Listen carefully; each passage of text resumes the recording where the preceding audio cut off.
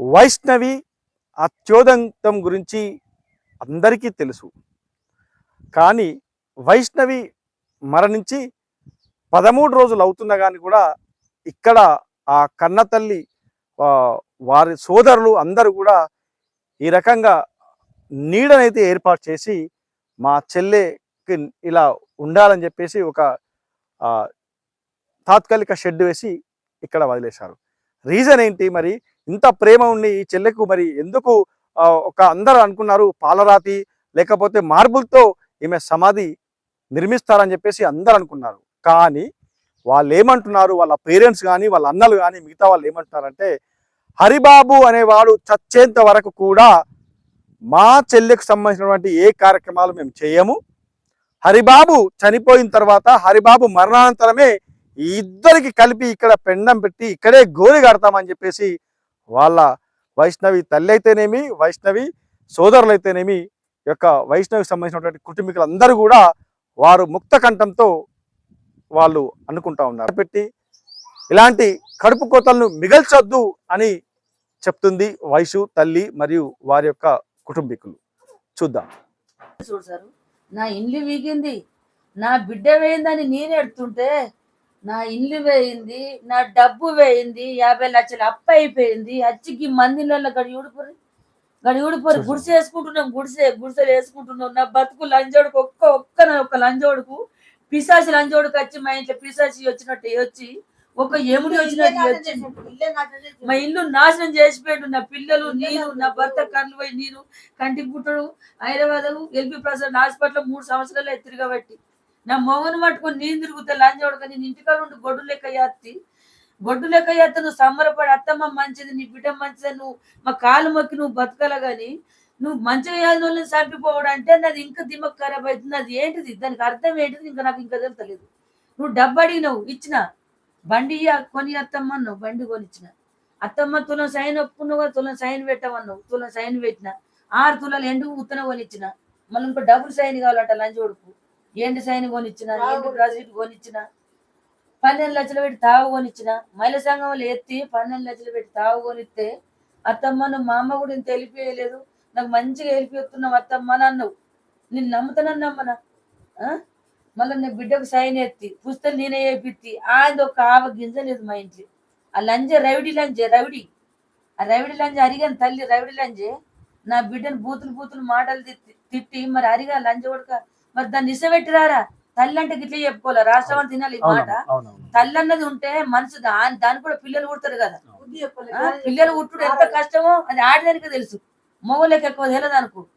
ఎంత కష్టపడితే పోరాలని తల్లి జన్మలు ఇచ్చుడు అంటే పానం పోకుండా వస్తుంది. అసలు జన్మ తల్లికి ఎట్లా అర్థం కావాలా? అరే కష్టపడి కనుక్కున్నాం, 9 నెలలు కడుపులో పెట్టుకుని కనుక్కున్నాడు అంటే పెద్ద నరకం. ఆ నరకం వాళ్ళకి వెళ్ళి ఆ నరకం పిల్లలు బయటపడ్డది కాబట్టి అసలు పిల్లల్ని ఎంపద్దు. అవురా ఇసబెట్టిరా, దాన్ని ఇసబెట్టిరా, నీకు వేరే వాళ్ళని చేస్తా. అసలు అలా కుటుంబం నీకు లక్షలు కావాలన్నావు కదా, పొలాలు భూములు కట్నాలు కావాలన్నప్పుడు ఇసబెట్టాల. లేకపోతే ఇసబెట్టకు చెప్పకు, తెచ్చుకొని వేరే వాళ్ళని చేసుకుని ఇంట్లో పెట్టుకో. నీ దగ్గర కత్తే అప్పుడు కోర్టు పోతాం, పోలీస్ స్టేషన్ లో పోతాం, ఏదైనా ఉంటే తెల్లగోలు అంతే కదా. బలిమిడికి అయితే గుంజుకొచ్చుకోం కదా సారు. నా బిడ్డను ఎట్లా పెట్టిపోయినావు, నువ్వు మాకు కావాలని గుంజుకొచ్చుకుంటావా? గుంజుకొచ్చుకోవద్దు ఎవరైనా కానీ. తల్లి ఏమని చెప్పాలా? అవురా అద్దు, బాగా కట్నం కావాలా, పొలాలు కావాలా, భూమి కావాలా, మంది పియ్యి తింటావని అన్నది కదా లంజే. ఇసబెట్టి వేరే వాళ్ళని చేసుకుని బత్తా అయిపోతుంది. తల్లులు అన్నోళ్ళు అట్లా చెప్పుకోవాలా, విడాకులు చేసుకోవాలా. లేకపోతే నీ కొడుకు నీ దగ్గర ఉంచుకో. చంపుడు మాత్రం నేర్పద్దు. అన్నదమ్ములే కానీ, చెల్లెలే కానీ, అక్కయ్యలే కానీ, అన్నదమ్ములే కానీ, తల్లి కానీ, తండ్రి కానీ, మన బిడ్డ కాదు మంది బిడ్డ అనుకోవద్దు, మంది బిడ్డ కాదు మన బిడ్డ అనుకోవద్దు. ప్రతి బిడ్డ మగ పిల్లగాడు అంటే సూర్యభావం లెక్క. వాళ్ళిద్దరు కలిసి ఉంటేనే అన్ని శుభాలు జరుగుతాయి. చంపుడు మాత్రం అది బాగా నేరం. చంపద్దు. ఎంత బాధలు వచ్చినా కానీ మొగోళ్ళని చంపుడు బాగా కలకల జన్మ గుడాలకు మరణ శిక్ష పడుతుంది. వాళ్ళ ఫ్యామిలీ కూడా పేరుకు రాదు. సంపద్దని నేను కోరుకుంటున్నా.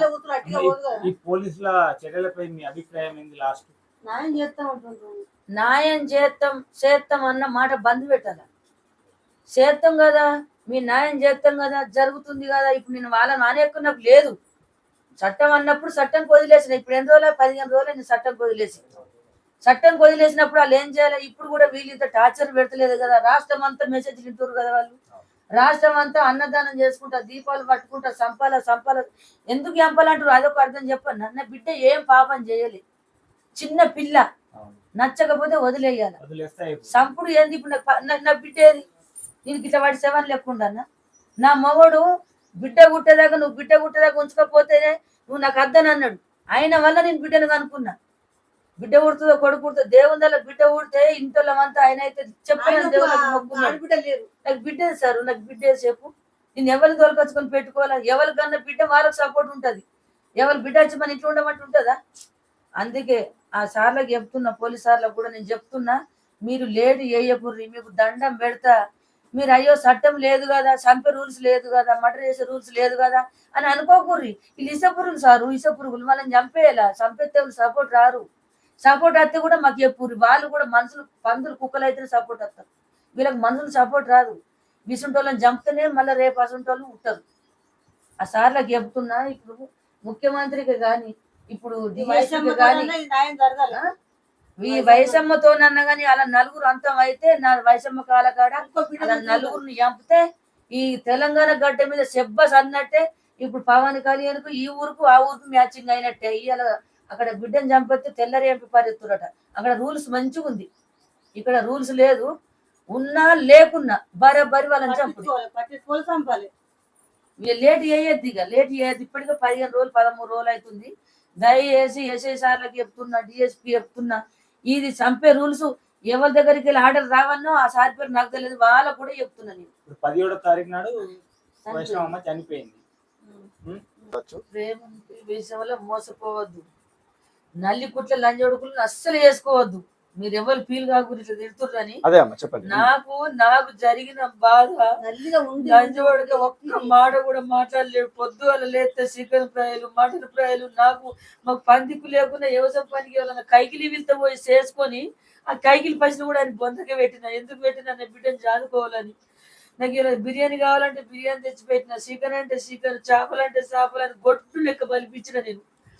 అని 500 అంటే పెట్రోల్కి ఇచ్చుడు, ఏదన్నా తిరగబోతున్నట్టే దేవుళ్ళ కడిగిపోతున్నట్టే 1000 ఇచ్చుడు అని సొమ్ము మీద తిన్నాం. వాళ్ళ ఇంటికి వచ్చి 1000 రూపాయలు తెచ్చుకున్నాడా, 500 తెచ్చుకున్నాడా?